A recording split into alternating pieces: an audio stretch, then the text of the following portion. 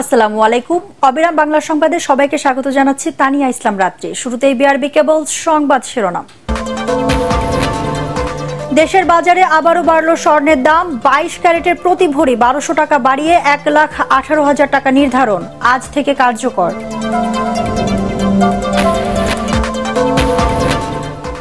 দেশে এবার গবাদি পশুতেও লাগছে বারকোড। প্রাথমিকভাবে 50,000 গরুতে বারকোড ব্যবহারের কাজ শুরু। মাংস রপ্তানিতে উঠছে প্রতিবন্ধকতা।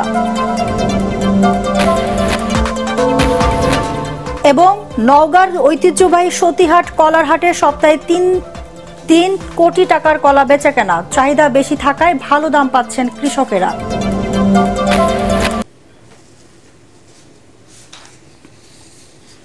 শুনছিলেন বিআরবি কেবল সংবাদ শিরোনাম। এবার বিস্তারিত সংবাদ। দেশের বাজারে আবারও বাড়ল স্বর্ণের দাম। সবচেয়ে ভালো মানের বা 22 ক্যারেটের এক ভরি স্বর্ণের দাম 1,178 টাকা বাড়িয়ে 1,18,460 টাকা নির্ধারণ করা হয়েছে। এতে এক ভরি স্বর্ণের অলংকার কিনতে ক্রেতাদের 1,31,000 টাকার উপরে গুনতে হবে, যা দেশের ইতিহাসে সর্বোচ্চ। এর আগে স্বর্ণের অলংকারের এত দাম কখনো হয়নি। স্থানীয় বাজারে তেজাবি স্বর্ণের দাম বাড়ার পরিপ্রেক্ষিতে এই দাম বাড়ানো হয়েছে। আজ থেকে নতুন দাম কার্যকর করা হবে বলে জানিয়েছে বাংলাদেশ জুয়েলার্স সমিতি বা সুজ। এর আগে গত 12, 8, 6 ও 5 মে 4 দফায় স্বর্ণের দাম বাড়ানো হয়। উন্নত বিশ্বের মতো দেশে এবার গবাদি পশুতেও লাগছে বারকোড। প্রাথমিকভাবে 50,000 গরুতে বারকোড ব্যবহারের কাজ শুরু করেছে সরকার। এর মাধ্যমে গরুর মাংস বা দুধের উৎস জানতে পারবেন ক্রেতারা। একই সাথে গরুর জাত, খাদ্যাভ্যাস, রোগ সহ বিস্তারিত তথ্য জানা যাবে বারকোডের মাধ্যমে। এতে করে পশু ব্যবস্থাপনা যেমন সহজ হবে, তেমনি মাংস রপ্তানিতেও প্রতিবন্ধকতা কাটবে বলে মনে করেন প্রাণী সম্পদ বিশেষজ্ঞরা। বিস্তারিত জানাচ্ছেন একরামুল হক সায়েম। সাধারণ পণ্যের মতো এবার গরুর শরীরেও বারকোড। পোশাক সহ বিভিন্ন পণ্যের ব্যবহার এখন অনেকটা আবশ্যক হলেও গবাদি পশুতে বারকোডের প্রচলন নতুন ঘটনা। কিউআর কোড স্ক্যান করে গবাদি পশুর মালিক কে, তার ঠিকানা, কি জাতের পশু, বয়স এবং স্বাস্থ্যগত ও খাদ্যাভ্যাসগত নানা তথ্য জানতে পারবেন ক্রেতারা। ধারণা পাওয়া যাবে মাংস ও দুধের মান সম্পর্কে। সিরাজগঞ্জের শাহজাদপুরের 10টি খামারের গরুকে নিবন্ধনের আওতায় এনে লাগানো হচ্ছে বারকোড। কানের দিয়ে গেছে যে ক্ষয়ক্ষতি যদি লইতেছে, আপনারা গরিব মানুষ পথে বসে যাবেন, যাতে না বসেন, হের লেগে এই জিনিসটা করে দিয়ে গেছে।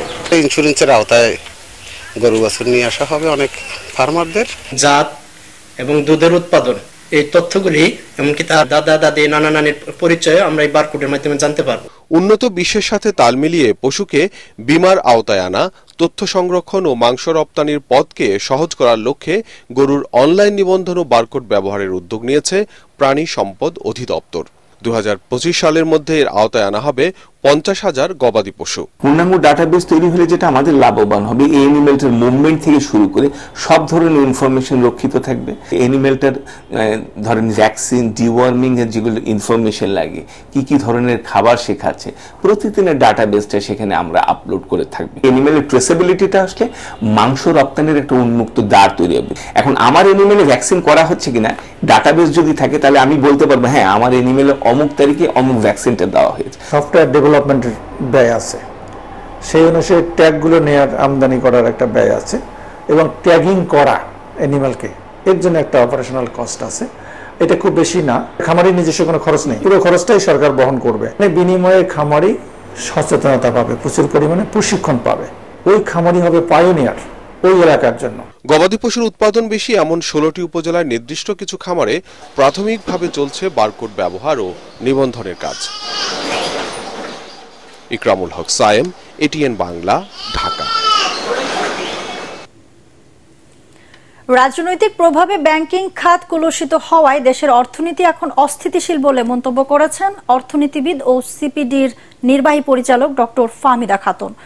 রাজধানীর এফডিসিতে বিতর্ক প্রতিযোগিতায় তিনি বলেন, আর্থিক ব্যবস্থা ঢেলে সাজাতে সমন্বিত উদ্যোগ না নিলে সামনের পরিস্থিতি খারাপ হবে। এ সময় ব্যাংকিং খাতকে রুগ্ন করার পেছনে জড়িতদের চিহ্নিত করে বিশেষ ট্রাইব্যুনালে বিচারের দাবি জানান Debate for Democracy chairman Hasan Ahmed Chowdhury Kiron. Imdadullah বাবুর রিপোর্ট। ব্যাংক একীভূতকরণ, অর্থনীতিতে সুফল বয়ে আনবে শীর্ষক বিতর্ক প্রতিযোগিতার আয়োজন করে ডিবেট ফর ডেমোক্রেসি। এ সময় প্রধান অতিথির বক্তব্যে সেন্টার ফর পলিসি ডায়ালগ সিপিডির নির্বাহী পরিচালক ডক্টর ফাহমিদা খাতুন বলেন, দেশের 61টি ব্যাংকের মধ্যে 10টি ছাড়া সবগুলোই অর্থনৈতিকভাবে দুর্বল।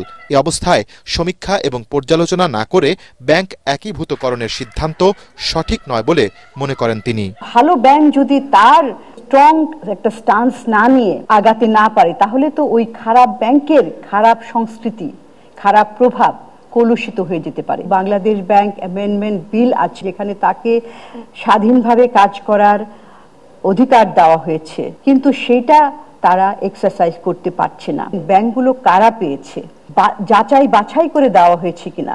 আজকে যে 61টি ব্যাংক, সেটা কি বাংলাদেশের অর্থনীতির জন্য এতগুলি ব্যাংকের প্রয়োজন আছে? 2 বছর ধরে বাড়তে থাকা মূল্যস্ফীতি নিয়ন্ত্রণে ব্যবস্থা না নেয়ায় কেন্দ্রীয় ব্যাংকের সমালোচনাও করেন এই অর্থনীতিবিদ। আমানতকারীদের মধ্যে তো অবশ্যই একটা উদ্বেগ তৈরি হয়েছে এবং সেটা বহিঃপ্রকাশও দেখেছি যে বিভিন্ন সময় যে আমানতকারীরা টাকা নিয়েছে, যে ব্যাংকিং খাতের স্বাস্থ্যটাও ঝুঁকিপূর্ণ হয়ে গিয়েছে, যার ফলে কিন্তু সেটার প্রভাব আমরা সামষ্টিক অর্থনীতিতে দেখছি। ছোটখাটো এখানে সেখানে এই ধরনের উদ্যোগ না নিয়ে একটা সমন্বিত প্রচেষ্টাটা নেওয়া উচিত।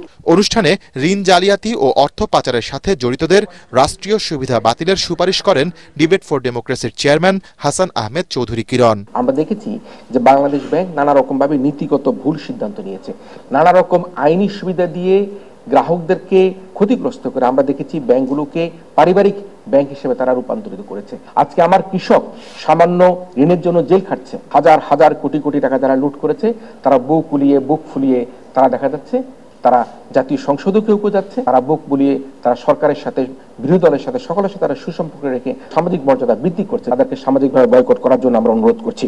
যারা ব্যাংকগুলোকে দুর্বল করার পেছনে জড়িত তাদের নাম সংসদে প্রকাশের পাশাপাশি বিচারের মুখোমুখি করার দাবিও জানান তিনি। আমরা কেন ঋণ খেলাপিদের তালিকা, ঋণ জালিয়াতির তালিকা আমরা কেন প্রকাশ করতে পারছি না? গণমাধ্যমের সেটি ছেড়ে দেওয়া, সরকারের সুবিধা হবে তাদেরকে নাগরিক সুবিধা থেকে বঞ্চিত করতে। যারা বিদেশে অর্থ নিয়ে পালিয়ে গিয়েছে তাদেরকে আমাদের এই ডিপ্লোমেসির মাধ্যমে তাদেরকে বিদেশ থেকে ফিরিয়ে এনে বিশেষ ট্রাইব্যুনালের মুখোমুখি করে আমি বিচারের ব্যবস্থা করবার জন্য প্রথম সুপারিশ আপনাদের কাছে করছি। প্রতিযোগিতায় বেগম বদরুন্নেসা মহিলা কলেজকে হারিয়ে বিজয়ী হয় তেজগাঁও কলেজ। ইমদাদুল্লাহ বাবু, ATN বাংলা, ঢাকা। নওগাঁর ঐতিহ্যবাহী সতীহাট কলার হাটে সপ্তাহে বেচাকেনা হয় কোটি টাকার কলা। চম্পা, মানিক, সবরি ও সাগর সহ নানা জাতের কলার চাহিদা থাকায় ভালো দাম পাচ্ছেন কৃষকরা। এতে খুশি তারা। লাভজনক হওয়ায় এই অঞ্চলে দিন দিন বাড়ছে কলা চাষ। নওগাঁ প্রতিনিধি রায়হান আলমের পাঠানো রিপোর্ট জানাচ্ছেন খায়রুল ইসলাম। ক্রেতা বিক্রেতাদের হাক ডাকে সরগম নওগাঁর মান্দা উপজেলার ঐতিহ্যবাহী সাতিহাট কলার হাট। সপ্তাহে রোববার, সোমবার ও মঙ্গলবার কাকডাকা ভোরে নিজেদের চাষ করা নানা জাতের কলা নিয়ে হাজির হন চাষিরা। জাত ও আকার ভেদে এই হাটে কলার প্রতি কাঁদি বিক্রি হচ্ছে 100 থেকে 500 টাকা পর্যন্ত। প্রতি হাটেই এখানে বেচা কেনা হয় 50 লাখ থেকে 1 কোটি টাকার কলা।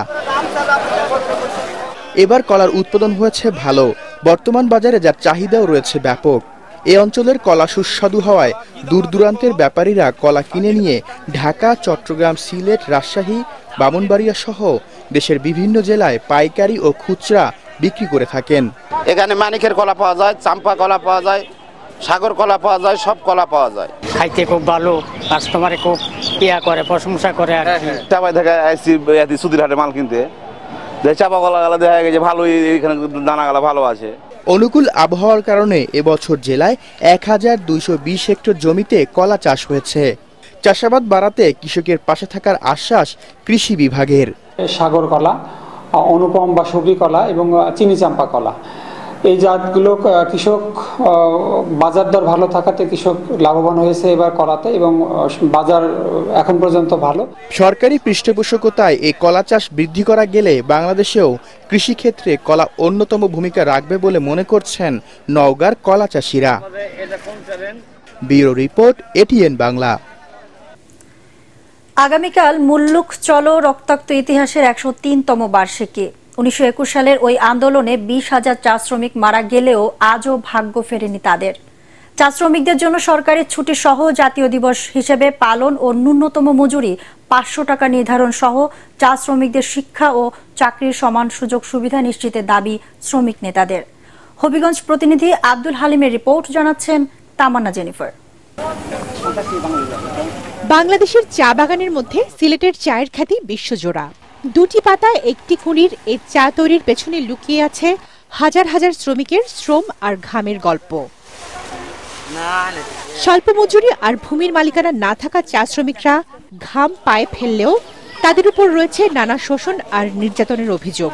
তাই 1921 সালের 20 মে চা বাগান ফেলে সিলেটাঞ্চল থেকে পায়ে হেঁটে নিজ দেশ ভারতে চলে যান অনেক শ্রমিক। তাদের ফেরাতে মেঘনাঘাটে চা শ্রমিকদের উপর নির্বিচারে গুলি চালায় ব্রিটিশ সৈন্যরা। তবে কেউ কেউ প্রাণ বাঁচাতে ফিরে আসেন বাগানে। চা শ্রমিকদের জন্য সরকারি ছুটি, দিনটি জাতীয় দিবস হিসেবে পালন, ন্যূনতম মজুরি 500 টাকা নির্ধারণ সহ চা শ্রমিকদের শিক্ষা ও চাকরির সমান সুযোগ সুবিধার দাবি শ্রমিক নেতাদের। এই যে ভয়াবহ হত্যাকাণ্ড, ইতিহাসের জঘন্যতম হত্যাকাণ্ড, সেই হত্যাকাণ্ড স্মরণে আমরা প্রতিক্রিয়া 2004 সাল থেকে আমরা এই দিবসকে কেন্দ্র করে আমরা প্রতি বছর এই দিবসটিকে চা শ্রমিক দিবস হিসাবে স্বীকৃতির দাবিতে আমরা প্রতি বছর সভা সমাবেশ, নাটক, গান। 20 মেকে চা শ্রমিক দিবস হিসেবে সরকারি স্বীকৃতি দেওয়ার দাবি জানিয়ে হবিগঞ্জের দেউন্দি চা বাগানে আয়োজন করা হয় বিশেষ অনুষ্ঠান। Bureau report, ATN Bangla. পরিবর্তিত অর্থনৈতিক পরিস্থিতিতে দেশের খেতাবপ্রাপ্ত শহীদ পরিবার, মুক্তিযোদ্ধাহত মুক্তিযোদ্ধা সহ সব বীর মুক্তিযোদ্ধার সম্মানী ভাতা বাড়াতে প্রধানমন্ত্রীর কাছে আবেদন জানিয়েছেন মুক্তিযোদ্ধা নেতারা। প্রধানমন্ত্রী শেখ হাসিনা 44তম স্বদেশ প্রত্যাবর্তন দিবস উপলক্ষে গতরাতে রাজধানীর অফিসার্স ক্লাবে বাংলাদেশ মুক্তিযোদ্ধা সংসদ কেন্দ্রীয় কমান্ড কাউন্সিল নির্বাচনের স্মার্ট প্যানেলের আলোচনা ও মতবিনিময় সভায় এসব জানান তারা। প্যানেলের চেয়ারম্যান আব্দুল আহাদ চৌধুরীর সভাপতিত্বে সভায় বক্তব্য রাখেন সাবেক ভারপ্রাপ্ত মহাসচিব শফিকুল বাহার মজুমদার টিপু, অবসরপ্রাপ্ত সচিব KM মোজাম্মেল হক, আনোয়ার হোসেন পাহাড়ি, বীর প্রতীক সহ দেশের বিভিন্ন জেলা থেকে আসা মুক্তিযোদ্ধা কমান্ডাররা। এবারে পারটেক্স খেলার খবর।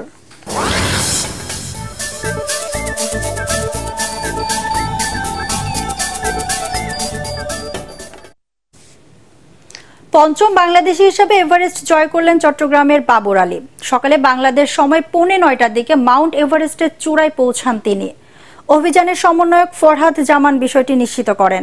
এভারেস্ট জয় শেষ করে নিচের দিকে নামা শুরু করেছেন বাবর আলী। পেশায় তিনি একজন চিকিৎসক। 1 মাসের বেশি সময় ধরে এভারেস্ট জয়ের অভিযান শেষে সাফল্য মিলল আজ। এর আগে 2010 সালে প্রথম বাংলাদেশী হিসাবে এভারেস্ট জয় করেন মুসা ইব্রাহিম, আর সর্বশেষ চতুর্থ বাংলাদেশী হিসাবে এভারেস্টের চূড়ায় ওঠেন ওয়াসফিয়া নাজরিন।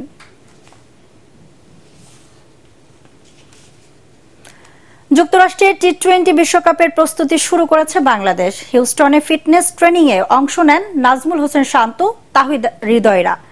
মাঠের অনুশীলনে নামার আগে জিমে সময় কাটান মাহমুদুল্লাহ রিয়াদ, লিটন দাসরা। বিশ্বকাপের আগে 3 ম্যাচের সিরিজে হিউস্টনের স্বাগতিকদের মুখোমুখি হবে টাইগাররা।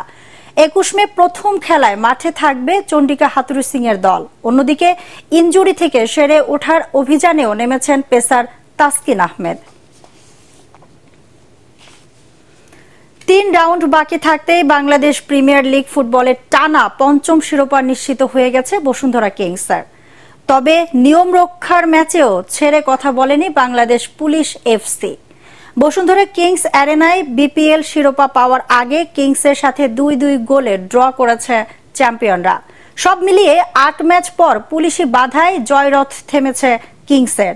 কিংস অ্যারেনা যুব ও ক্রীড়ামন্ত্রী নাজমুল হাসান পাপনের হাত থেকে শিরোপা নেয়ার আগে মাঠের লড়াইয়ে বসুন্ধরাকে সমানে সমান জবাব দিয়েছে পুলিশ FC। এদিকে দিনের অন্য ম্যাচে ফর্টিস FCর সঙ্গে গোল শূন্য ড্র করেছে শেখ জামাল ধানমন্ডি ক্লাব। শেষ করার আগে বিআরবি কেবল সংবাদ শিরোনাম আরেকবার।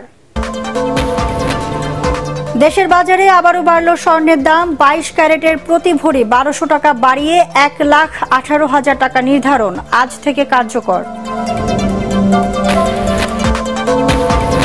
দেশে এবার গবাদি পশুতেও লাগছে বারকোড। প্রাথমিকভাবে 50,000 গরুতে বারকোড ব্যবহারের কাজ শুরু। মাংস রপ্তানিতে উঠছে প্রতিবন্ধকতা।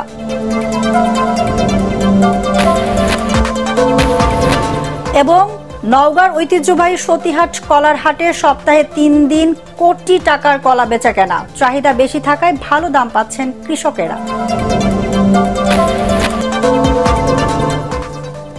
দর্শক, পরবর্তী সংবাদ দেখার আমন্ত্রণ জানিয়ে এখনকার মতো শেষ করছি। এটিএন বাংলা সংবাদ ইউটিউবে দেখতে ব্রাউজ করুন youtube.com/ATN Bangla News। ধন্যবাদ সবাই।